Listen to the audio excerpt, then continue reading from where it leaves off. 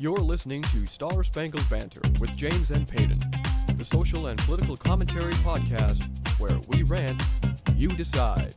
And so, my fellow Americans, ask not what your country can do for you, ask what you can do for your country.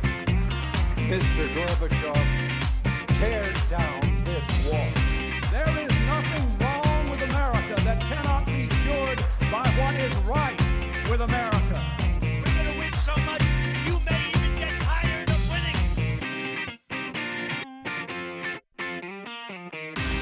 What up, America? Welcome back to the Star Spangled Banter podcast, where we're not fake news, but we're pretty damn close. I'm your co-host, Peyton. Here with me, as always, is Jim. Howdy. And we're here to bring you more great social and political insanity that has befallen our great nation of recent. You'll also, you'll come to find out that I actually have my own mic now. Yeah. I have my own space. I can, move freely now. So for you listeners out there who notice a little bit of an audio difference to this podcast, that's why. Jim will be coming in on the right. I'll be coming in on the left, literally. Yep. And figuratively. Fitting. And, yeah, so I think that might add a neat dynamic, I though. think so. Because it'll make the, I could be wrong. They could just completely hate it. Right. But I think it could add a neat atmosphere of, listening. It's, legitimately listening to two people on Banter two on either sides side. of the I think it could be fun. So, but but we're pretty excited. We're pretty excited. Got all my new toys a few days ago and trying them out. I'm excited. This is a lot of fun. It makes you feel legit. Oh yeah, absolutely. So, all right. Well, how was your week, Jim? That was pretty good. Let's see, what did I do this week? Did a lot of yard work. I feel like an old man, dude. I really do. I feel like, cause I sit around the house now doing yard work, or I work on some scripts, or I send out some stuff to some agents or whatnot. And if I'm not doing that, I'm like, oh, well, I repotted some plants, and I swept the patio up a little bit to clean. So I feel like I'm in my 60s now, but so no, I just, kind of.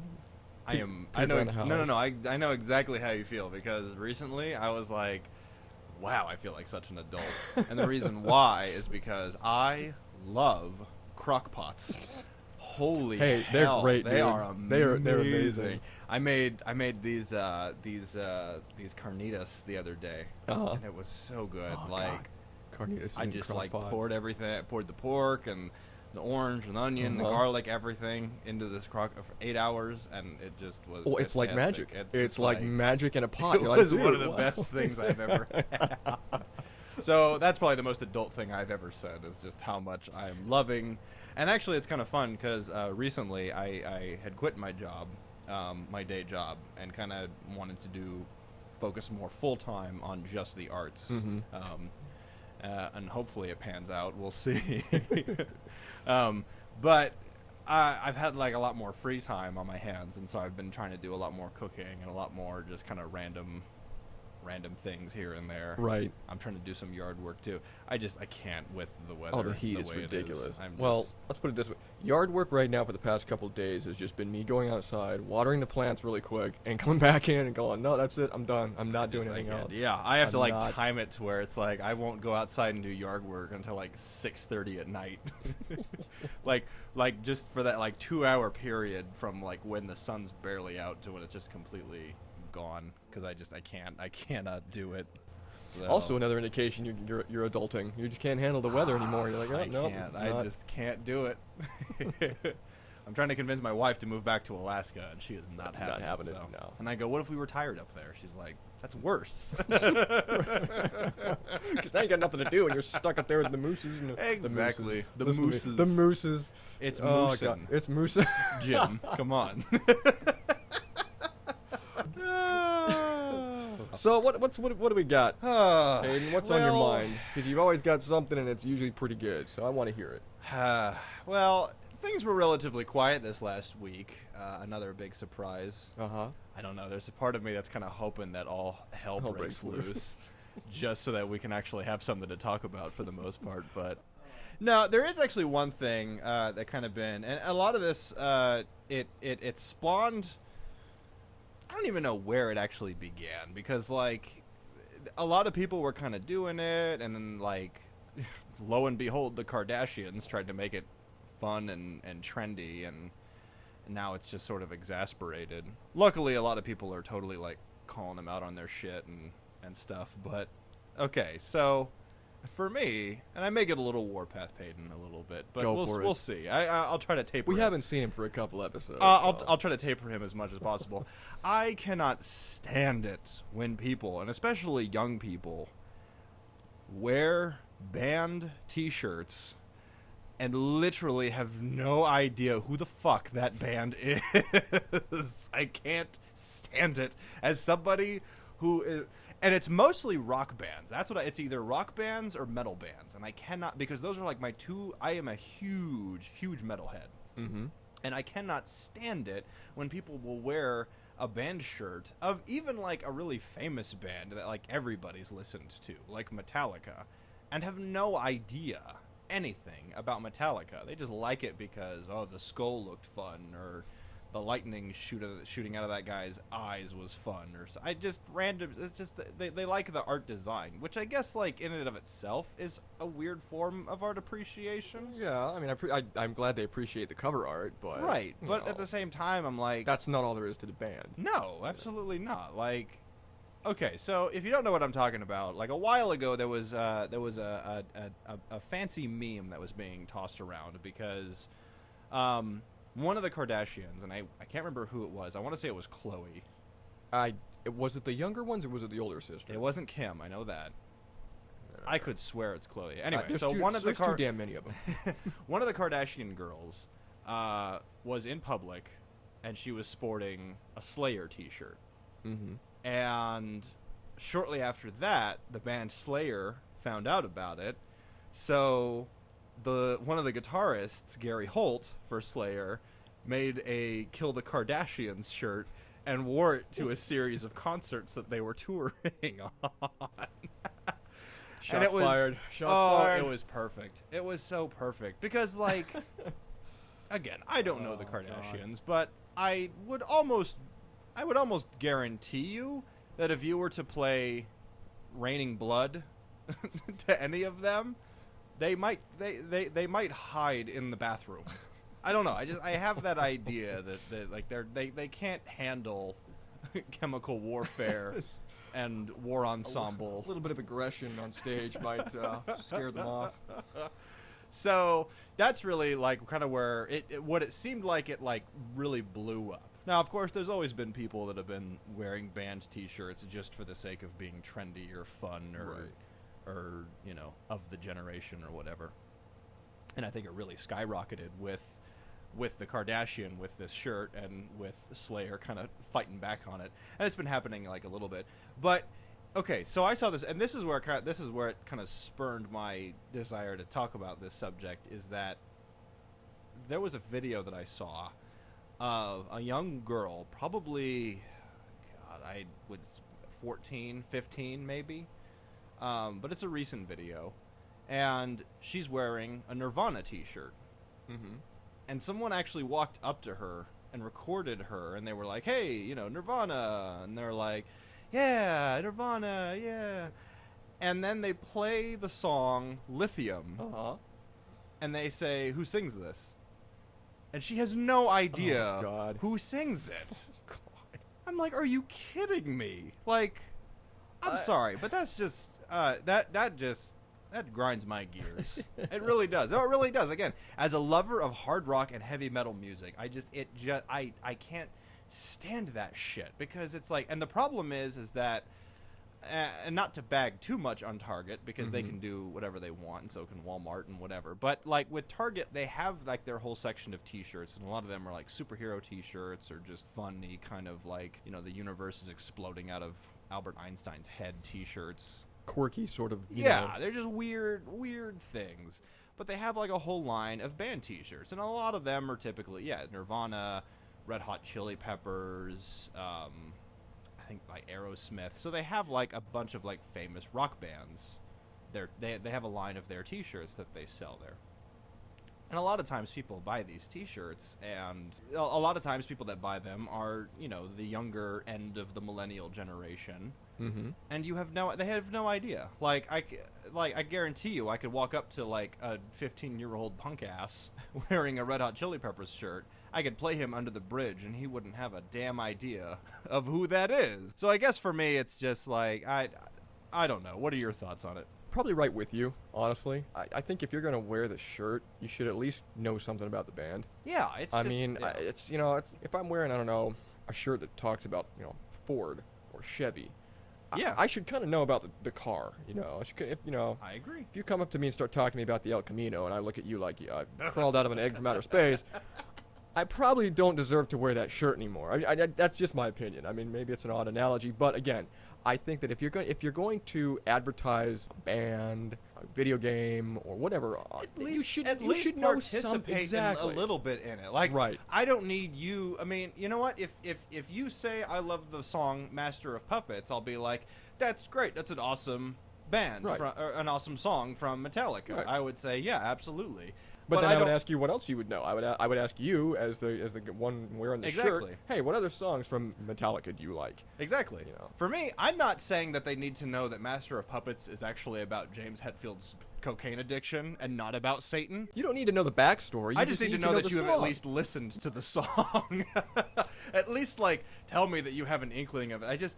It fucking kills me. It really does. I wonder, is that just a thing with the millennials or the younger generation, or I think it's just whatever trends. I mean, you know, a lot of stuff that's like trending, like certain bands or like musical outlets that like appear at Coachella. Like I'll look at right. the Coachella lineup, I won't have like I don't have a clue about who half of them are. Exactly, yeah. And for me, I think a lot of it is just it's the indie realm. It's, you know, the indie realm of which of is just music. it's a great realm. I like that realm Yeah. personally. But again, I don't know half of these indie bands that are out there, and I'm definitely not going to wear a shirt just because it's trendy. Oh, I know, you know, if I was walking around wearing a Flogging Molly t-shirt, which by the way, I know the band, they're one of my favorites. But if I was to wear their shirt, I'm not going to wear it because it's a fad. I'm going to wear it because I like the band. Exactly, You know, exactly. and- I've actually because of this trend and like and it's been happening for a while, obviously, but you know the Kardashians flaunted it. But I've tried to make it a prerogative that I will not buy a band T-shirt unless I've seen that band live. Oh yeah, I have seen this band. Okay, I'm currently wearing a Foo Fighters shirt, and I'm trying to remember if I have seen them. And yes, Yeah. I have seen them live. Well, even if you didn't, even if you just, again, most of us have heard a Foo Fighters song. Yeah. So, you know, I think, you know, that alone is allowance for you to wear a shirt. Yeah, if you're gonna wear a band T-shirt, you better at least name me 3 songs of theirs. Yeah. And have listened to them. Well, how many times have I worn, I don't know, a Marvel shirt or a video game shirt when we're hanging out? Yeah. I know the movies. Yeah. It's popular to love Marvel, but I'm not gonna wear a Captain America shirt and have zero idea. And it frustrates me It's because lack of appreciation. If all you're doing is just if wearing it becomes a fad. Exactly. Oh, I would agree with that. You know, I mean, probably like the best line when it comes to fads is from a Chevelle song called "The Fad," where Pete Loeffler has the chorus of the song is, "Once the fad permeates, it's hip to care, hip to hate it." And I think that I love that line. I love that line because there's with things that trend, there's very little gray area. It's sort of all or nothing kind of thing. I think so. So I don't know. So for me, it's just that really was like something that it hurt. It hurt my soul. It really did. Especially because I grew up in the Seattle, Washington area. So the Nirvana thing Extra definitely struck a personal. chord with me of Yeah. like, you bitch.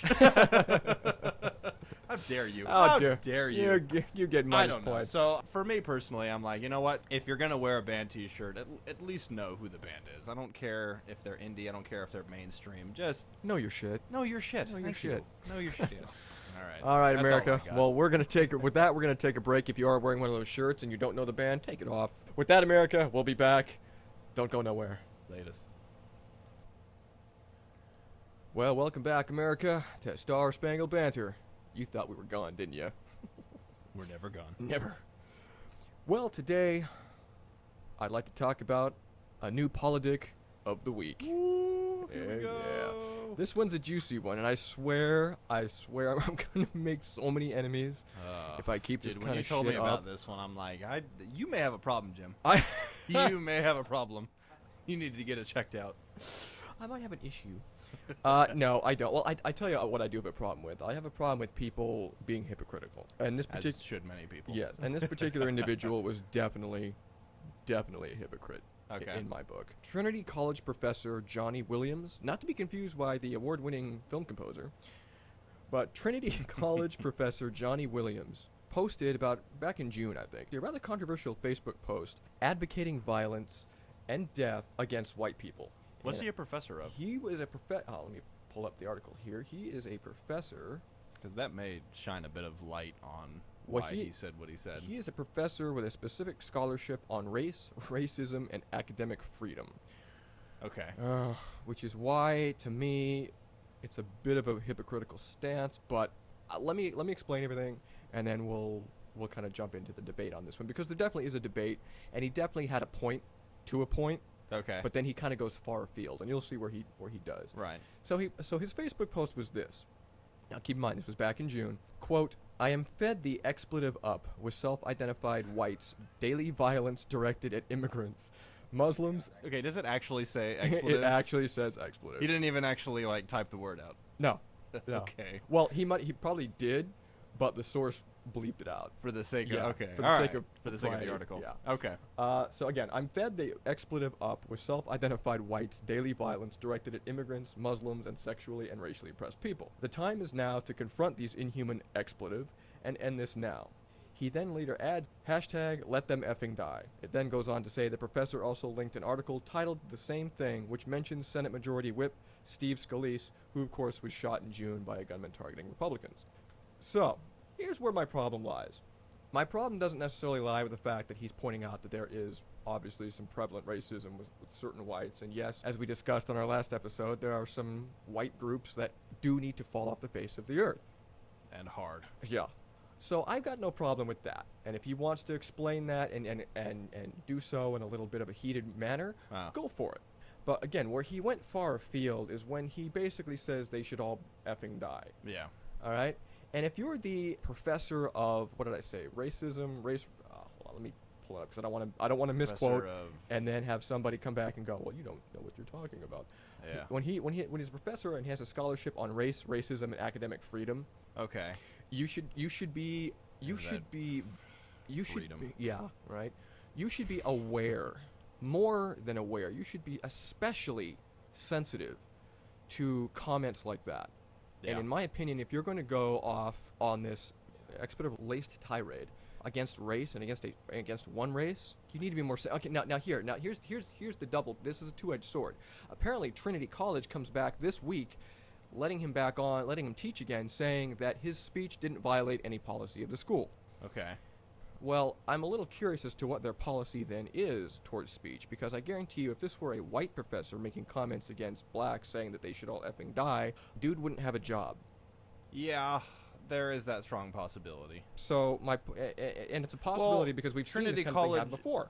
Trinity College is a private institution, correct? I'm assuming they are. I'm assuming they are Yeah. too. Name like that, it makes sense. I'm betting it's probably It a would make private sense that it's a institution. private institution. Yeah. So, and as somebody who has been in private institutions, their rules and regulations are wonky. way weird and Yeah. different than any public institution. So I can't really speak of whether or not a white guy would have gotten fired for making comments like that, and a lot of that would be because he's a white guy, and as we've seen, how it is in America, white people for sure don't. I mean, white people don't go to jail for marijuana. Come on. It's just Not unless not you're a thing. incredibly stupid about it. So, but I would say that he would probably get a lot more backlash for making a comment like that if a white man said a comment like that, not necessarily a black man. At the beginning of his comment, I definitely would agree, though. I mean, there's always gonna be these racial tensions and these problems that were exacerbated by white communities, by distinct white communities. There's an element there, to be sure. There is a sure element. However, for the love of God, people, you can't go around saying death to all of them because of a select few. I mean, Yeah. and on a flip note of that, it's the same way if a white people, Just one white just person. the one white person. The one guy causing the trouble. If a white person was to say that the entire Black Lives Matter movement needs to shut down because of what a couple people did in violent rhetoric, that's not correct either, because those isolated incidents do not speak for the movement as a whole. So it's frustrating that on the flip side of it, now we have an African American gentleman saying death to all whites because of something that a select few of white people are saying Right. and doing. It's just, again, he crossed the line when he talked about killing them all and Yeah. and just flaunting more of just the violent. It's the same rhetoric, the Yeah. same violent rhetoric, and that's the problem. When it goes back and forth, it doesn't do anybody good, because you're not killing the rhetoric. You're Yeah. just spreading it, and that's what got to me. Is, like I said, I had no problem with the first opener of his line. Yeah. It was a bit abrasive, but he had a point. But he has academic freedom. He knows it because he's teaching it. Jim. You know what? Bull. Total bull. I know a number of teachers in college. What does that it even taught mean, shit. academic freedom? Academic freedom, that means just that's I don't know, dude. That's That is academic like- speak for I get to say whatever I want because I'm educated in that area. so Well, again, I know a number of you college professors that I had out there who, quite frankly, couldn't find your way out of a paper bag with, both hands and a map, and you had no idea what you were talking about. Yeah. But you flaunted that you were the be all and end all of that particular subject. Yeah. So again, for me, it was the blatant hypocrisy. If you're going to teach about race and race relations and racism, be sensitive to it. Be Yeah. sensitive to what you're saying when you're talking to another race, Yeah. or talking about race in general. Yeah. And this, Oh, yeah. and this professor didn't. No, and, I agree. and this college either has horrible policy, or they felt that hate speech isn't enough to warrant. Well, the you fear know. that I have is that I wonder if they didn't take more of a disciplinary action. Well, I know they suspended him, for but how long? I don't know. If it was like a week, 2 weeks? It doesn't say. See, and that's what doesn't make any sense to me, is that I feel like a lot of institutions like that, they're afraid to make any sort of disciplinary action against someone of color because somebody will bring that up. Yep. People have brought that up. Yep. I mean, they use the race card as much as possible. And it's just like, okay, I get it. There is still a number of injustices, and there is still a number To be of sure. racial tension and To be sure. problems that we're still fixing and we're still figuring it out. But no pun intended, you can't keep using that as a trump card, No. because it's just like, I don't know. Because it doesn't And solve anything. I'm sure this is my white privilege speaking. Yeah, out that's right what it now. is. I don't know. It just gets frustrating, and the good thing is though is that I have a lot of African American friends Mm-hmm. that are for sure like, no, yeah, black people need to shut the hell up when it comes to that. Like, it's they find it just as stupid. And that's my point. Had this been a white guy talking out against blacks, he would have got the politic of the week too. It has nothing to do with race or color. It has everything, to me, to do with hypocrisy. Yeah. Oh no, I absolutely agree. Yeah, if you're gonna say, these things need to get fixed, and we're like, well, yeah, they yeah. absolutely need to get fixed. Death to all whites. Hang on a minute. Yeah. Hang on a minute. wait a minute. I don't know about that. You might be going a little Yeah. outside the foul line there, but It kind of it stems from the whole eye for an eye idea. Yeah. But the thing is though is that I know that there's a lot of black communities out there that do feel that they should be allowed to do to us what whites did to them for 200 years. And at the risk of rehashing what we talked about in the last episode, that's the wrong way to go about doing it, because right. we weren't there. We were not there, people. It was not us. And trust me, we're trying to fix it. We're trying to make it so that doesn't happen Yeah. again. Yeah. Or so that the problem doesn't get perpetuated. But again, Yeah. rhetoric like this, whether it's from the whites or blacks, rhetoric like this does not help anything. No, and, it doesn't. And It's- it blows my mind when you have these so-called learned men going off the handle and Yeah. and doing what this guy did. Speaking of learned men, I heard something extremely profound yesterday that deals very specifically with a lot of the race stuff that we're talking about. So I went and I saw a production, a play, a new play called Asleep in the Arms of God. It's for sure not a Christian play, if that's what you're curious about. it's heavy. It deals with religion, it deals with race, it deals with mental illness. It's a heavy play. It takes place in Arkansas. between like the 1930s and jeez. 2003. So Oh, it wow. so So it it's like covers a it large- it covers like a 70-year gap. It spans about 3 separate generations and kind of what they're dealing with specifically. But at points in the show, the playwright, the person who wrote it, Jay Duffer, he's a white man in his like I want to say 40s maybe, but he wrote it, and there are moments in the play where some of the characters drop the N-word, and he had said that when he was writing the play, he always stopped right before he wrote that word down because there was this underlining guilt of like, should I put this down? I Right. mean, historically it is accurate, but it's also a little taboo. it's also like, do I do it or do I not do it? But in the context of the play, it actually worked because the only 2 characters in the play that said the N-word were the one, which was just the most outright racist bigot from Arkansas. He just dropped it all like a ton of times, but you know, he was like the bad guy of the place. And then the other time that somebody used it was when the preacher stumbled into a black church and used the word, but he was also just plastered drunk and shitting himself.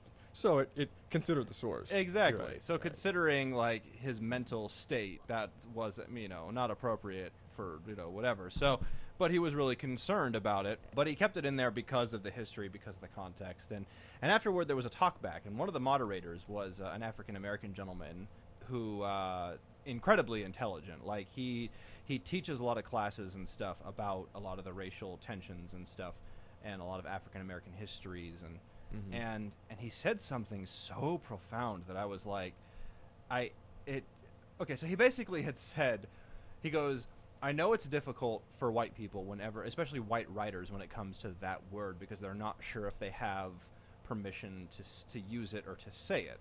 And I swear to you, from an African American gentleman, he said, you can say this word, like you have the right to use this word. And I was like, what? And he goes, the reason why is that it's not necessarily, it's not a distinct black history thing. This is our history. If you are born and bred in America, that is a word that is part of our history. Whether you're white, black, Latino, Native American, Asian, that is a part of this country's history. It's a shitty part of our history. It's a part we don't like. It's But a it's part a we part. want to get rid of, but it's still a part of our history. And I had this weird sense of like liberation of, not saying I'm just going to drop this word whenever I Just want gonna go and to. spray it on the Yeah, walls I'm everywhere just you like, go. no, I, black guy said I could do Right? it. I got I'm my gonna do free it. card, I no, can do it. absolutely not. But because there's still that weird guilty feeling that we have with it. But it was just so interesting hearing it from an African American gentleman saying, no, that is not our word. That is our word. Yeah. It's just a very very intriguing interesting. observation, and I think that what I loved though is that the point that he was trying to get to with this idea of the N-word is that it's the idea of trying to break down a barrier that nobody wants to touch. It's taboo, man. It wants is to deal with nobody it. wants to go near it. Oh, not at all. Like it's but I loved that. It's this we're trying to break down these racial barriers, and we're trying to figure out like what's the appropriate way to do it. And probably on a more provocative note, Donald Glover in one of his stand-up, he even said it. He was just like, I think white people should say the N-word. I really do. I really think we need to get to a point as humanity where it's okay for people to say this word because now not in a derogative sense, not in a not insulting somebody's character. Exactly. But as like a historical reference. Yeah, kind of it's thing. just whether it's a historical reference or it's just sort of like like if you're not hurting somebody with this word, he said, if you're he basically said if you're not hurting somebody by using this word, you should be allowed to say it. And I think we should all reach a point as a society where white people should say this word. Huh. And then, of course, as a comedian, he goes, now, I'm not guaranteeing a lot of you white people are going to live to that point if you're going to start it, but... But good luck to you. yeah, exactly. But you know what? He's got a point. The point to that is it's a step in the right direction. Right. Of, at the risk of sounding horribly cliche, of all getting along. Yeah. Getting past the taboo, getting past the derogatory weight that word carries. Yeah. And learning that it's okay. Yeah, it happened. It's okay. We can accept it together. We can embrace Yeah. where we are now and move on. Yeah. And I think that's what that speaks to me. It really does. So again, yeah. that's why when you have people like this certain college professor who partake in this rhetoric, going, well, dude, now you're just part of the problem. Now Exactly, you yeah. are part of the now problem. you are part of the problem. So- Exactly. So again, Johnny Williams, you get our politic of the week. One little side note I want to add to that. Sure. Just a fun little story of something that happened to me a few years ago. So when I was living in Anaheim, California, and working for Disney at the time, I was in an apartment with like 3 other people, and one of the gals that was living there with me was an African American woman. I love this woman. She is just the greatest she's one of the funniest human beings I've ever met. Like, just some of the stuff that she'll say online is just absolutely fantastic. But we became really good friends, and we would talk and we would hang out and stuff like that. But our relationship got to a point where we could say jokes, we could make racial references and not hurt each other and not hurt others. And I think it was more of just kind of playing on light of certain things. I'll give you an example. So we were watching Doctor Who one time. She looks at me and she goes, Peyton, I gotta ask you, why is there no black Doctor Who? I go, what? And she goes, yeah, you see all these, like, crusty old white guys, like, playing the Doctor. Why is there no, like, black... I mean, obviously there's black actors from England, like Idris Elba, that could, easily do it. She's like, so why is there no black Doctor Who? And I turned to her and I go, well, that's because they'd have to change the name of the show to Doctor Who Dat. And she lost it. Oh, God. She lost her shit. She was Dr. like, Hudat. she pounded it, was like, you win. You win. You win for the day. She thought it was funny. But on a weirder, serious note, our relationship got to a point where she legitimately told me, she goes, all right, Peyton, you are allowed 1 N-word a day, and it has to be with me. It has to be in my presence, so I can vet you. I'm like, are you serious? And she's like, yeah. She's like, you cool enough. You made it. You made it. You went to club. Oh, God. I was like, that's so... But I love that, because, like, that indicates when you build a relationship, when you build a community with these people to the point where you can see each other as equals, then you can try to start testing things a little bit. And sometimes they'll test me with white jokes that I'm like, yeah.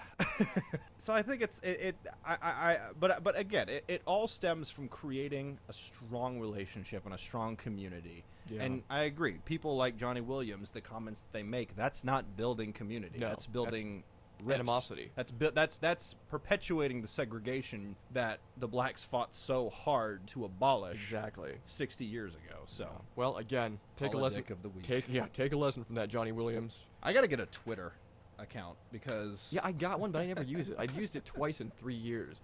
Dude, Twitter gets people in trouble.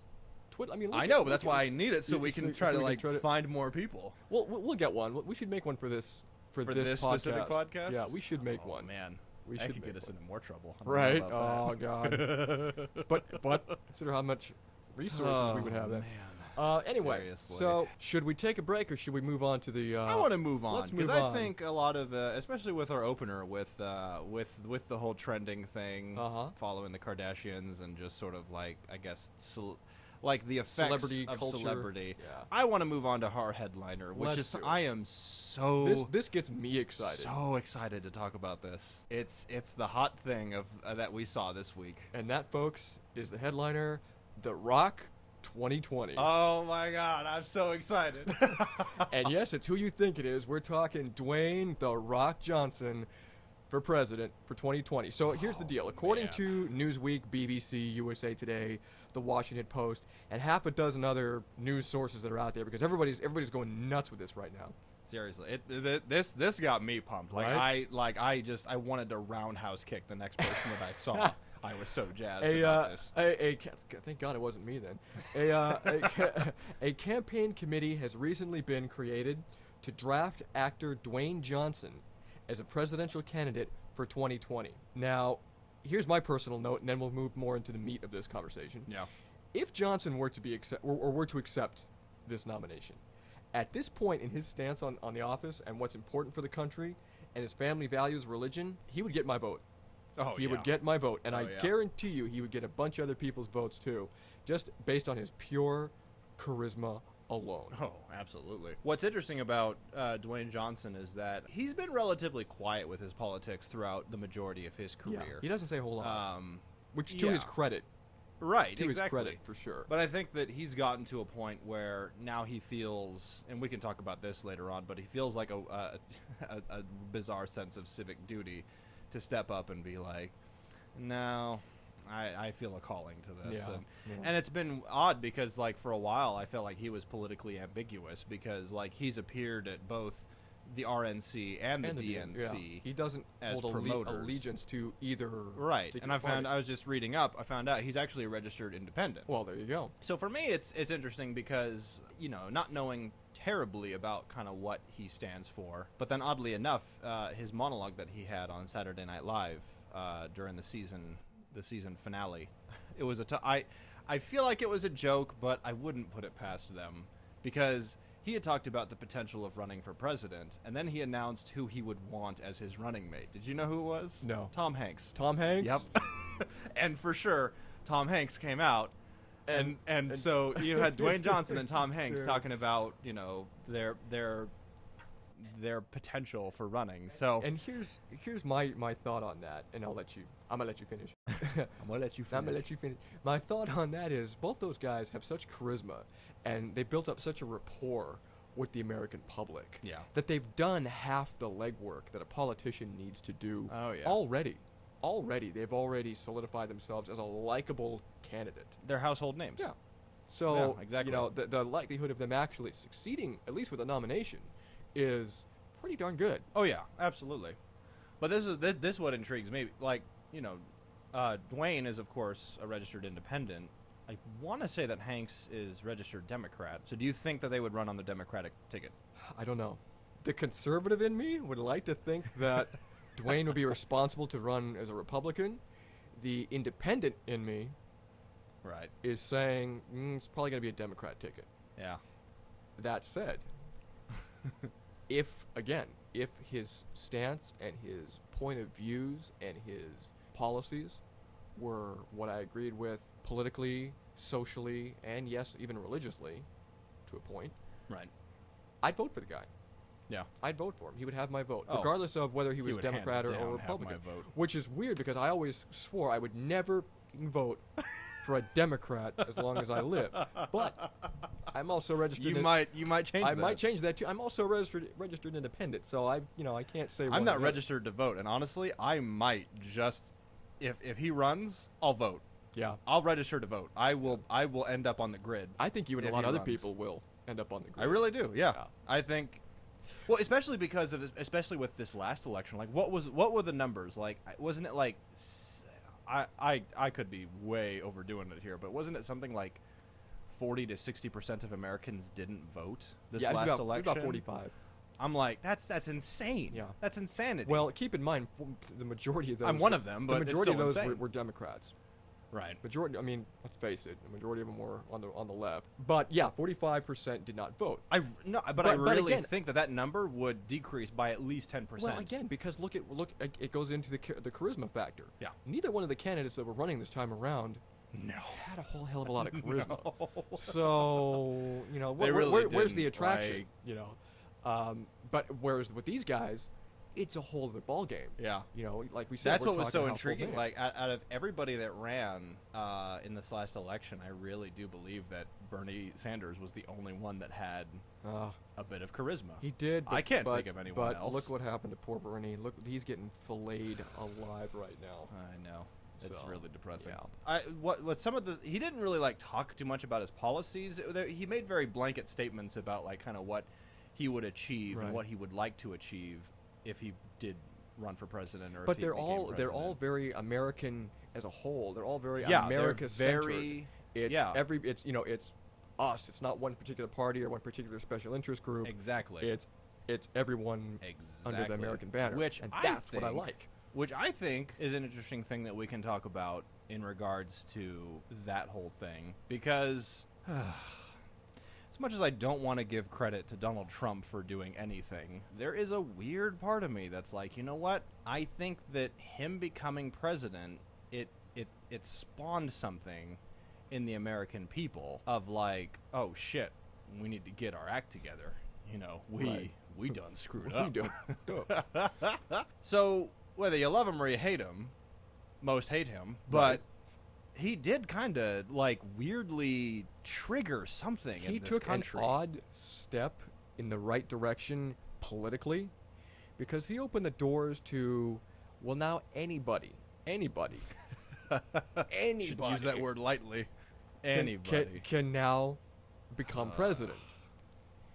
Whether you're a congressman, a lawyer, or a quote unquote failed businessman Right. who was also a reality TV star, you now can become president. Yep. And in an odd sense, he took a step in the right direction of the gatekeeper is no longer the one calling the shots of the presidency. It's now more of the people. Yeah. I guess. But that does raise my second point to this headliner, and that's this. It raises the question, are we now entering a new era of celebrity president in our culture where popularity or celebrity status wins over policy? And if so, what prompted this shift? Are we now looking at a candidate solely based on their celebrity status? That's hard to say because you mentioned popularity, and I'm not talking political popularity. I'm not talking, based on their what they want to do for the country, based on No. That I get. I'm but talking on, hey, it's- he looks good in an Armani suit. I really like the guy. I want to have a beer with him.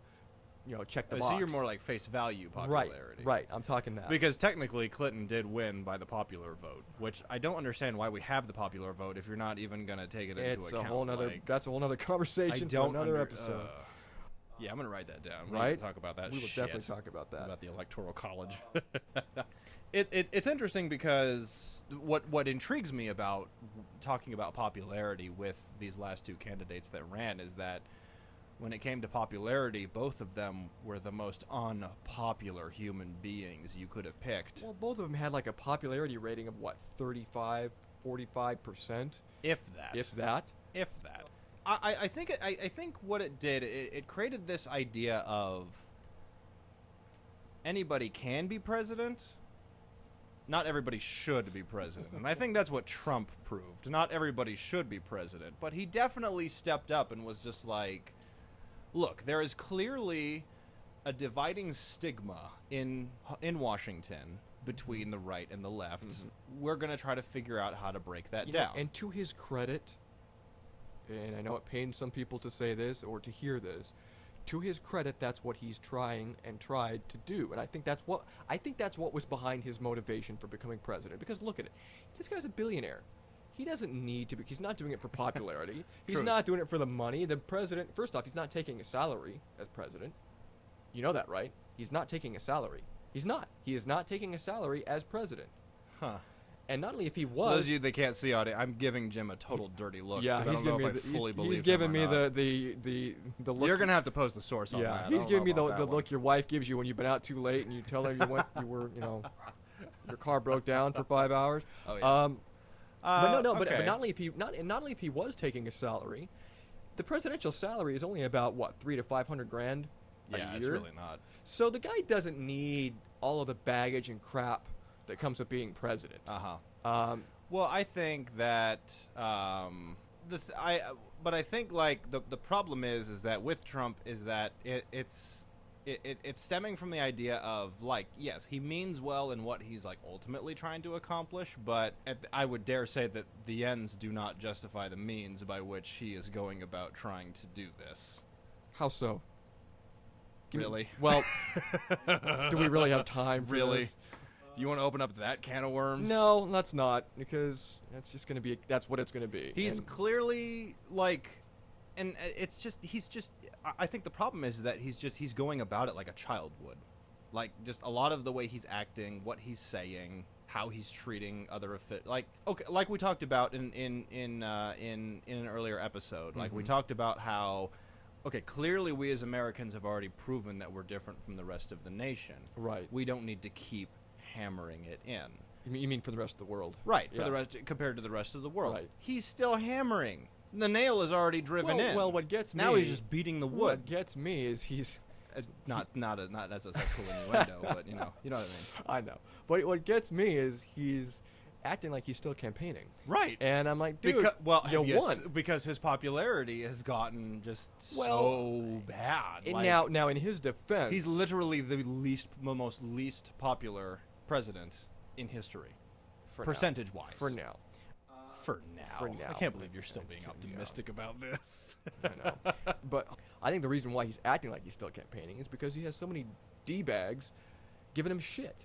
For stuff that... Now, I'm not talking about for shit that he's actually doing. I'm just talking about because he's in the office. Because he's not Hillary Clinton. They're giving him shit. Because Right. he won and she didn't.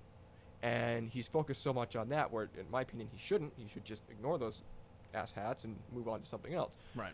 But because he has so many people dogging him, he has to kind of put up that shield. He has to kind of be uber defensive. Because he's not a politician. He's defensive for that reason alone. Mm-hmm. He's not one of the good old boys. He has to prove himself. And he's got all these naysayers who aren't happy that he's not their dog in the fight. But with that, I think that the idea of potentially leaning more towards who's popular and who's not, I don't know. I think that somebody like Dwayne Johnson, who, if you actually read his history, it's a very interesting, like, you know, his dad was a wrestler, which is what got him into wrestling, and his dad was like his coach, and his dad was, you know, this and that, and he wanted to, you know, but he definitely didn't come from money. He definitely, like, he worked hard. He really is one of the few celebrities that started with nothing Right. and ended up with everything. Well, he's definitely an example of the American dream as it's Yeah. always been advertised. Oh, yeah. So that alone is a check in his box, you know, Yeah. because that right there makes him endearing. Oh, It absolutely. makes him endearing because he's the everyman that gets rose it. above the challenge. He He gets gets it. He gets what it's like to come from nothing. Exactly. You know, But the thing that I've always loved about Dwayne Johnson is the level of humility that he has kept yeah, throughout his career. he's I a mean, superstar, but he'll, and I've seen videos of this where he'll go up to random people on the street. Yeah. You know, whether he's on, you know, Jimmy Fallon or Jimmy Kimmel or whatever show he's on, when they're doing their live camera routines, he'll go up to people on the street and just start talking like he's their buddy. Yeah. It floors people because they're, you know, you don't expect an A-list celebrity to start talking to you, but Yeah. but he's so genuine about it. Yeah. And I think that, again, is a check to his credit. I would as no. a I decent would guy. absolutely agree. Like it's insane. Just like how just he's just nice. He's a just nice such guy. a nice guy. So again, he's got good points. He's got all the right things that you need for a potential likable candidate. right. But again, have we addressed the issue? Is it more because he's a celebrity? Meaning, if this was Joe Schmo, who had a great smile, wore a suit really great, you know, talked a good game, had some nice things to say, came up from nothing, but it was just some random guy versus The Rock Johnson, would we pay him as much credit? Would we pay him as much mind? Would we be, in his corner as much, even though he's not a celebrity? I think a lot of that has to do with timing. I think if something like this had happened during a time when a lot of politicians were good, I don't know when. There was a time? When was that? Got me. But okay, because think about that. Let's really I really do feel like the trend of the country really becoming distrustful of Washington and the politics happened around the Nixon administration. Yeah. Or at least around that time. Yeah. I think You're looking at Vietnam. Well, Vietnam is what started it. I think Watergate and Nixon is really what hammered it home. I think honestly, I think the catalyst was actually the assassination of JFK, because then all these conspiracy theories came out about, well, was it his party? Was it the opposing party? Was it Johnson? I think that was a catalyst for distrust in the government. I mean, that just that shook the world. Right. That tarnished some of the innocence of the country. Yeah. And I think personally, my opinion is that made us start to question our government officials, but what really made us start to question the president it was Nixon. was both, it I was think both absolutely Nixon. LBJ and Nixon combined. I think that I just think, like I with- said, Nixon knocked it out of the park at that point. That was you where it had went. Okay. Watergate, you had the war on drugs, you had. I mean, it's just like, just everything that Right. man stood for and tried to achieve, and then everything that happened after that. Because you Right. noticed like a decrease in popularity in politics after Oh, the yeah. Nixon administration. Well, look, I Like, mean, how Ford many- didn't help it, Carter didn't help it, Right. Reagan didn't help. Well, how Reagan many- almost helped it. He tried. to, Reagan helped it. Let's Yeah. not.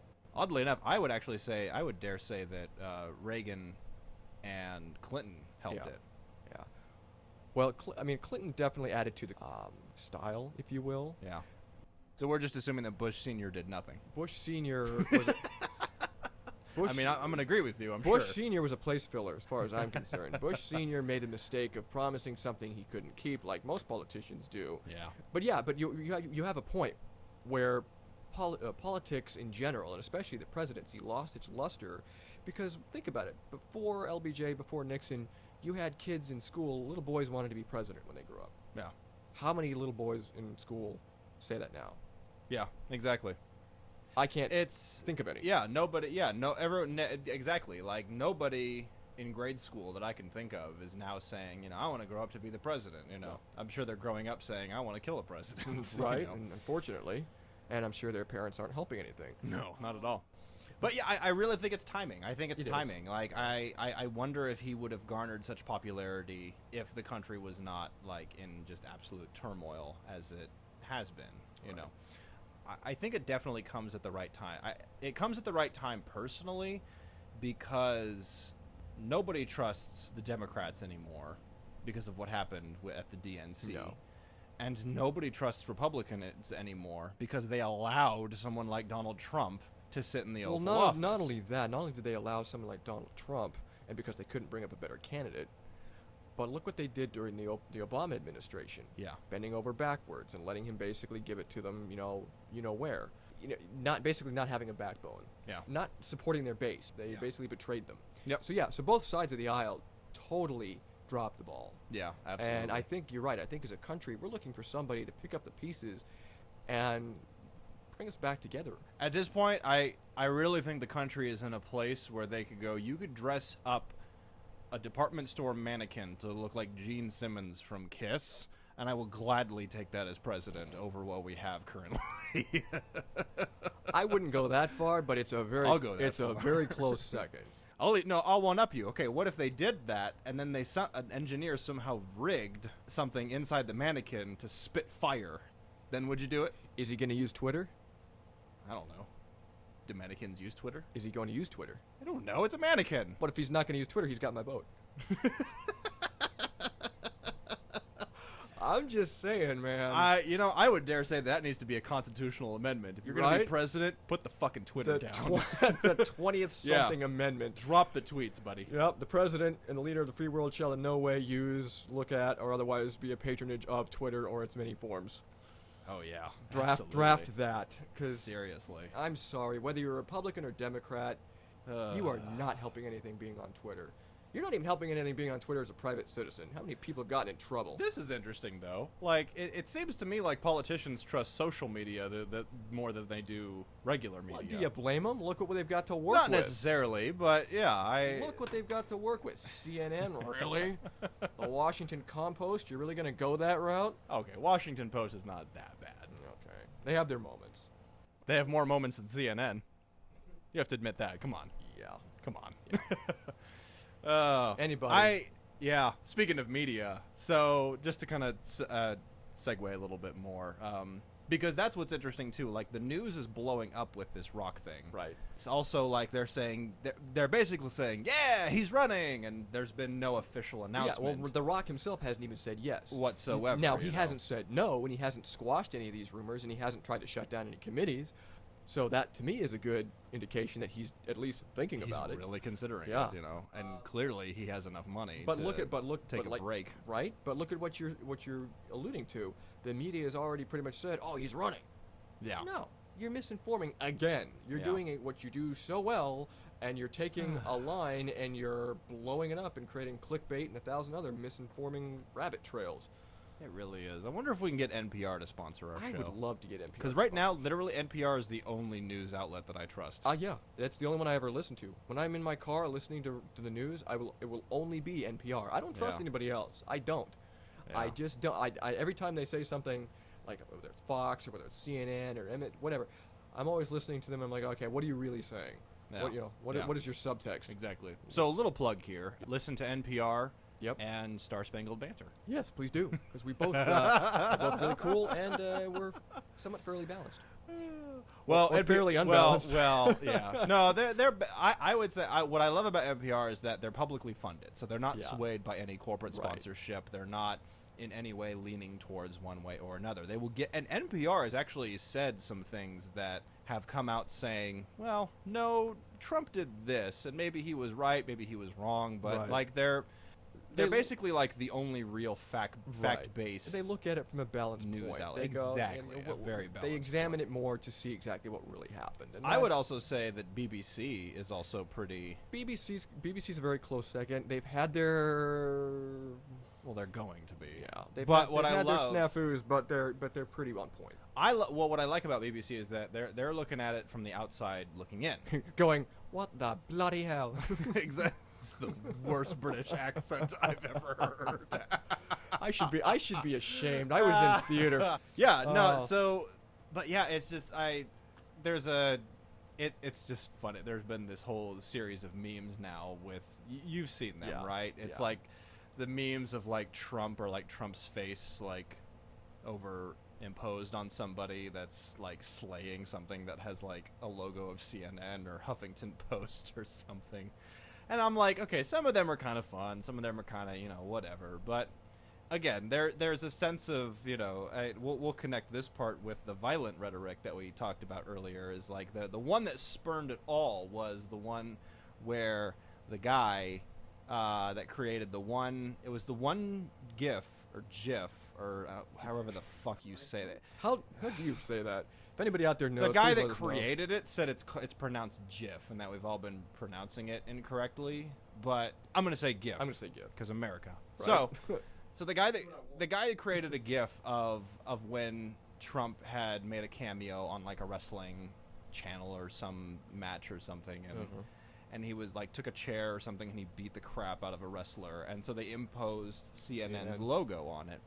And it caused like this huge uproar on social media saying, yeah. And then CNN, of course, was like all butthurt. Oh, and of course stuff. they are. They're perpetually butthurt. Right. But what they were trying to do is they were trying to find the guy that created that. I don't know if they were planning on filing a lawsuit because to their defense they were saying that something like this could incite violence against journalists. Right. And everybody was saying, "No, that's not going to happen. No, you're a bunch of pussies. No." Sure enough, they found where the guy lives, and they didn't actually meet him. They met the guy's dad. Who did? CNN? CNN sent a journalist What to did find the guy. What did he bring? A bat and some brass knuckles, and like, No. are they gonna beat him up? I mean, What the guy? No, yeah, but they're gonna beat the guy up. 'Cause Honestly, they were upset? they probably were just gonna ask him why he did that, and if things went south, they were just gonna hand him a subpoena and say you're going to court, But I have no what? idea. For what? I don't There was know. no slander. There was no libel of any kind. I don't know CNN. Nobody knows CNN. Nobody I knows just know what that the hell they do. I just know that they felt like They were hurt because somebody called them out on their bullshittery, and they wanted to make an example of somebody, which is the wrong way of going about doing it. But again, consider who we're talking about. right. But So but it's also their right to go about doing that. If No, they're- it's not. No, you. How is it not their? If How is it somebody- not okay, their if right to somebody go says find something somebody? to you, or let's say somebody made a video about us and made like a GIF about us getting beat up by somebody. I don't really have a right per se to go find the guy that created it and intimidate him or threaten him or whatever. I do have maybe a right, I guess, to know why. Which is what they were trying to do. If that's all they were trying to do, which I doubt, then fine. But again, you don't have a right to sick the mob on somebody because you don't like the fact that they posted something about you that hurt your feelings. I understand that. I think that, but this is what happened: is that they went to go find the guy because they wanted to understand why or whatever their reasonings were. They didn't actually find the guy, but they found his dad. And his dad, I swear to you, clear as day, was like yelling at this journalist, and as the journalist kept asking him questions, the guy punched him right in the jaw and made him bleed. He knocked the journalist to the ground. Well, I don't know. Which is exactly what they were afraid of it doing. They were afraid of this meme. But is that really inciting Is violence that really of because some of the sort? meme or because of the family? Maybe both. Maybe the family hates CNN. Regardless, this meme created a situation where they wanted to find out more, and then what happened? Violence. Who says it was the meme? Maybe the guy hates all media, and it doesn't matter if CNN, Fox News, or NPR showed up. It doesn't matter. I'm not What saying- what my- they my said point was is, going to I'm not happen saying happened. I'm not saying it's the meme. I'm saying it could just be the disposition of these guys that hate media. Maybe they just all media sucks. And CNN had the that's misfortune fine. of having to follow up on their hurt feelings, and they got punched in the jaw. Doesn't make it right. Doesn't make it Doesn't right make because it it right, still happened. But but maybe that's just. the I'm case. still leaning for that they proved that it did exactly what it did. I think they just got what they were asking for, which is mind your own damn business next time. No, but there's been a whole trend of memes now, but there was one that came up a while ago that I noticed that I was like, okay, now we've just gotten stupid with these memes. So this one is Don't we always? yeah, we do. So this one is, and a lot of people are saying this is like the best one yet. So I'll describe it for you. If you've seen the movie Rogue One, a Star Wars story, the ending of that movie is probably one of the greatest movie endings I've ever seen. Fanboys wet themselves over this Holy ending. hell, it was so good. was. Like, a little spoiler alert, so be wary. If you want to fast forward this, go for it. But at the end of Rogue One, basically the second to last scene is the rebels trying to get the plans to their main ship so that they can get it then to, the main army base or whatever. Right, they get it to the rebels. Exactly. Well, Darth Vader shows up, and he literally is just like walking down this hallway with his lightsaber, and he's just slaying the crap out of these rebel soldiers until the very end. So what they've done is that they've superimposed Trump's face onto Darth Vader with that just stupid duck smirk that he does. That is just, I don't know what that face is that he makes. Just I hate that. And every rebel soldier that he's slaying each has the logo of a certain news outlet superimposed on their face, So you've got CNN, I NBC, love it already. the Young Turks, Huffington Post. Young Turks, oh my god. I mean, they have put everyone, and he's just annihilating the hell out of them. And I was watching this, and everyone was like, yeah. And in my head, I'm going, okay, they literally picked the stupidest scene for them to instigate their frustration with the news outlets. Here's my reasoning why. First off, I noticed that, of course, all of their news icons were all the left-leaning news outlets. And I'm like, none of them were Fox News.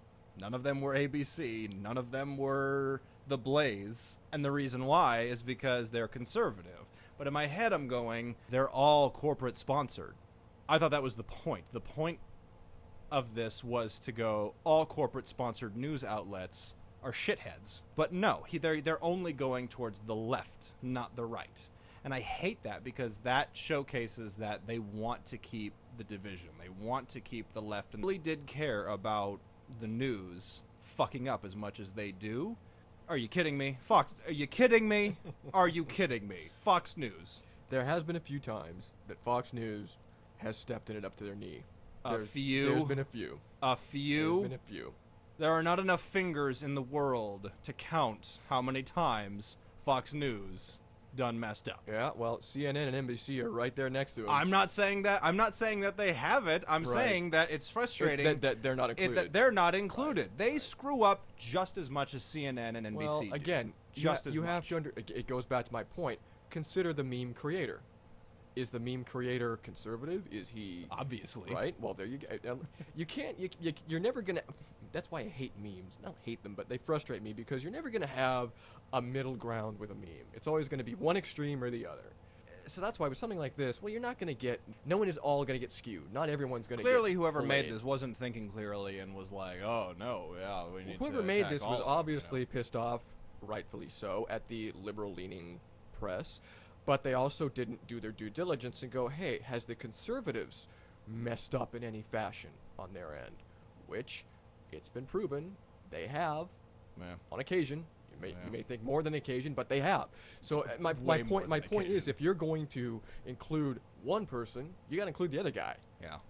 So I agree. At this point, the only person I trust from Fox News right now is Shepard Smith. That's it. It's the only human being. I like Tucker Carlson. He's pretty fun. Because he puts people in their place, and let's be honest, most people he puts in their place, they really deserve it. They really, really do. I loved, there was a segment that Tucker Carlson did where he was interviewing Richard Dreyfuss. And of course, if you know who Richard Dreyfuss is, he was an extremely left-leaning celebrity.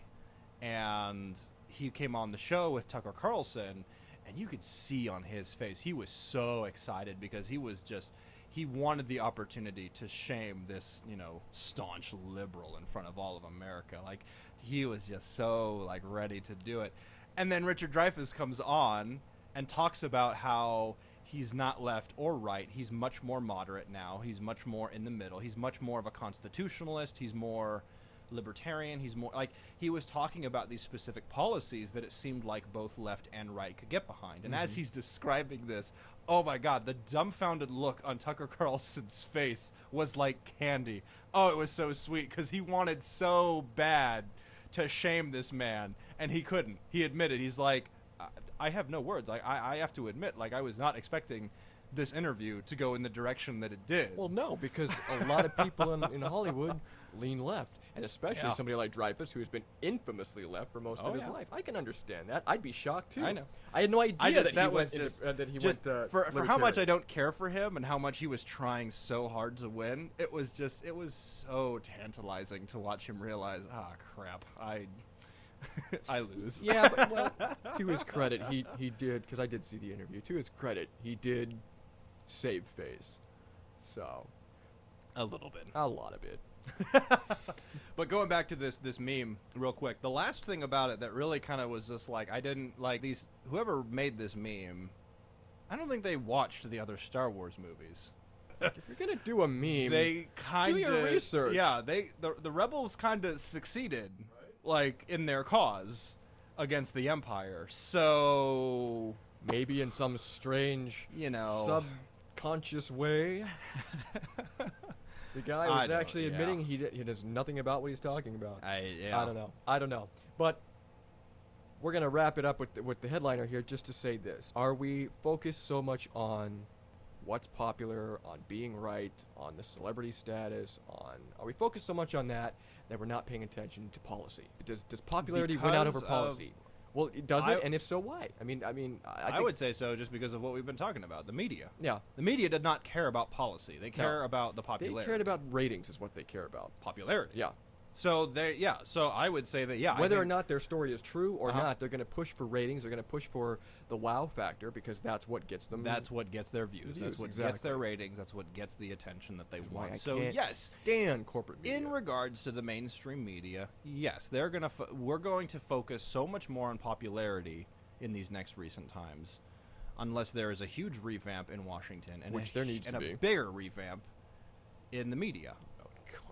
There needs to be a redo in the media. We need to hit redo, delete, back I to think we square just need to one. redo this country. I really do. Well, We should what just- is there a it? reset button on What is it? America? The founder said the tree of liberty needs to be watered with the blood of tyrants from time to my time. word. Not that I'm advocating open warfare here, folks, but I think we need to at least rethink some of what we've been doing wrong Yeah. the past 100 plus years. I would say yes. I would say that we're in an age where popularity is going to outshine policy.